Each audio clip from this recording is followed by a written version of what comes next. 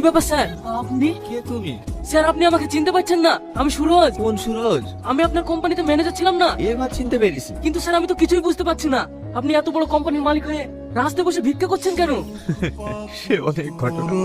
হ্যাঁ এইমাত্র বাড়িতে ঢুক। আরে না বাবা, এই সপ্তাহে আবার একবার দেখা কর। I love you too. ছেলেটাকে ঘুম পাড়িয়ে রেখে তুমি কোথায় গিয়েছিলে? আমি কোথায় গিয়েছিলাম না গিয়েছিলাম সেই কৈফিয়ত তোমাকে দিতে হবে নাকি? অবশ্যই দিতে হবে। আমি তোমার স্বামী, ছেলের স্কুল যাওয়ার সময় হয়ে গেছে, আমাকে অফিস যেতে হবে। খাবার দাবার না করে তুমি কোথায় যাও না যাও সে কৈফিয়ত আমাকে দিবা না? আমি তোমার দাসী না যে আমার পার্সোনাল ব্যাপারে তোমাকে কৈফিয়ত দেব। তোমার মতো জানোয়ার মেয়ে আমি এই পৃথিবীতে দেখি। তোমার যদি আমাকে নিয়ে এতই সমস্যা হয় তাহলে ডিভোর্স দিয়ে দাও। তুমি কি ভাবছো আমার বিয়ে হবে না? তোমার মতো ছেলে না আমার পিছনে সবসময় 10টা করে ঘোরে। তোমার যদি অত ইচ্ছা থাকে তাহলে তুমি ওদের কাউকে বিয়ে করতে পারতে, আমাকে কেন বিয়ে করেছো? শুধু আব্বা জোর করেছিল তাই, না হলে তোমার মতো ছেলে না আমার পায়ের নখের যোগ্য না। Good morning sir. মর্নিং।